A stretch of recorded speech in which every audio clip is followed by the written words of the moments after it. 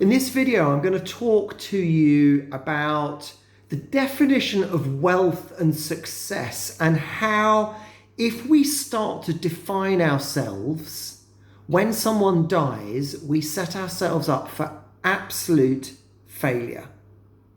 But before I get into that, please do subscribe to this channel. There'll be a little red subscribe button below me. Click on that to subscribe and then click on the little bell icon which is next to it, and you'll be reminded when these videos go live.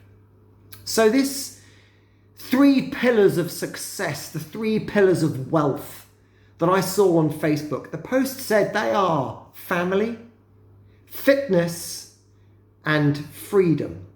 Now the last one, freedom, I kind of agree with that, but family and fitness, I do not agree with at all.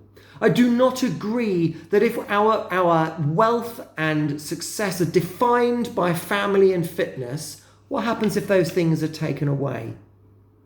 And if you're watching this video, the chances are some of those things have been taken away, and or you realize the frailty of them. So particularly family. Claire, of course, she was my family. She was my world. She was my life. And my family, yes, of course, extends beyond that. But Claire was kind of at the beginning of my family, my generation of my family. Obviously, my kids started with my relationship with Claire. And she disappeared. Part of my family disappeared. If I'd start to define my success and my wealth by my family, those people can disappear. And if my definition of success and wealth is on family and those people disappear, I'm then not wealthy. I'm then not successful. And where does that leave me? And the same with fitness. If my fitness is taken away from me, some fault not of mine, something happens to me, to my fitness, I might be in an accident, I might get some disease. And if I get a disease and my wife has died, and I use those things to classify and understand that I am successful or wealthy, my whole life is destroyed.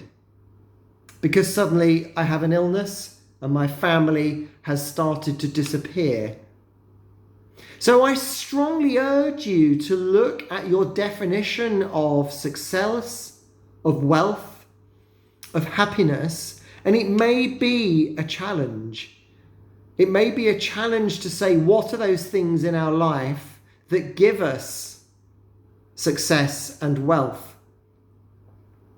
And it may stretch beyond family and health, because I believe that we can still be successful and wealthy and happy, even if those horrible things happen to us.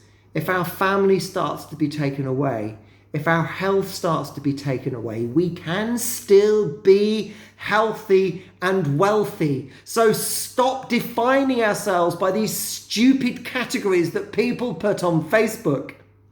And the only part of that I agree with, so this post said wealth and success is defined by fitness, family, and freedom. The only bit I don't agree with is the freedom, because freedom is a state of mind, something that we can choose. We can't choose whether we have health to a degree. We can't choose whether our family are around us to a degree, because as we know, these things are linked and these things take things from us. Freedom, on the other hand, is what goes on in here. This is what we can control. This is where success is. This is where wealth is, not with those things that we can't control.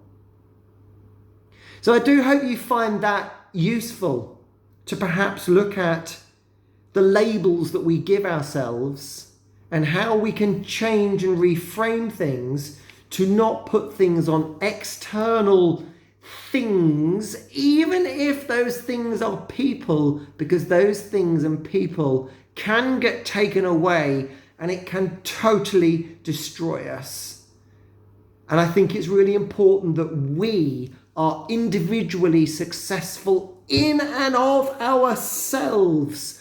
And this beautiful, successful, wealthy person can have relationships with other people.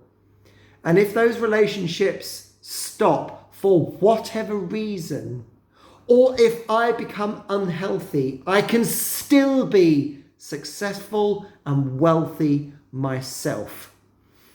Take care, my friends.